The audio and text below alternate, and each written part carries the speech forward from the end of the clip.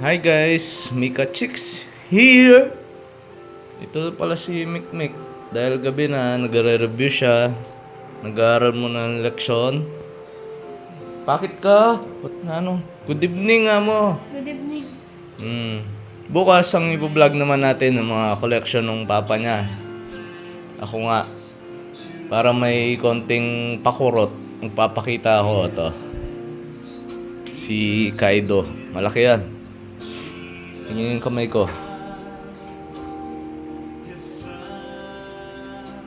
Kaso, puro damage na dahil nasira ng mga nung bunso namin, si Ninya.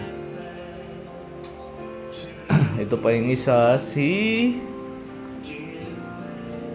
Pika. Nung in-slice siya ni Zoro. Si Zoro dito to eh. Di na napabayaan na kasi, di na na-assemble. Ayan. Bukas marami pa ako yung papakita. Pero syempre kasama pa rin sila. Ngayon, papakita muna ni... Ang ganda ng sounds. Say I am rich. Papakita ni Mikmik paano magbaliktad ng itlog. Kasi pagka... Sige, baliktad. Pagka incubator, binabaliktad yan ng 3 beses isang araw. Hanggang 18 days. Or pagka nagka-crack na siya, tama na. Binabaliktad niya. Dapat iniikot yan. Yung chicken nga pala, 21 days. Tapos sa kalapate is 18 days daw. Nag-search kami. Ayan. Pakita mo nga, Mick, yung number 1. Ilawan mo. Sige, patayin mo muna yung ilaw. Kung may buhay na ba na nabuo. Dapat madilim kasi. To the holy one.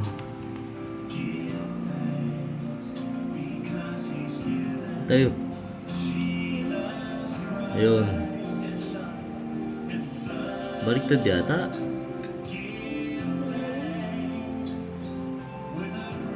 Ayan o. May ugot-ugot na siya ng konti. Tsaka yung manok kayo no, gumagalaw o. Yung maliit na sisiyo. Ayan. Yung nanay kasi ng mga yan, yung collection. Tama na. Bukas na lang. Yung pinakauli. Ito yung pinakauli, number 5. Namumuo pa lang siya. Kasi 2 days pa lang to. Yung kanina sayang, namatay. Pang number 6 sana yun. Ayun.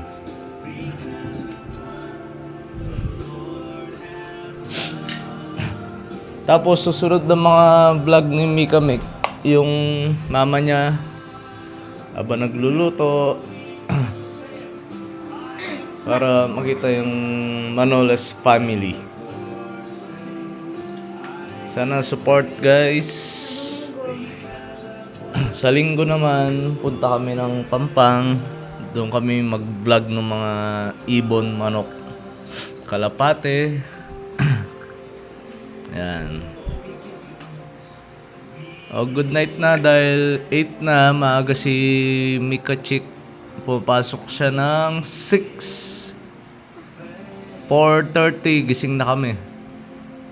Good night na, Mika. Good night, guys. Subscribe lang kayo dyan. Support. Like and share. Like and share.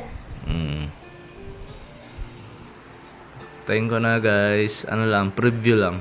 Thank you.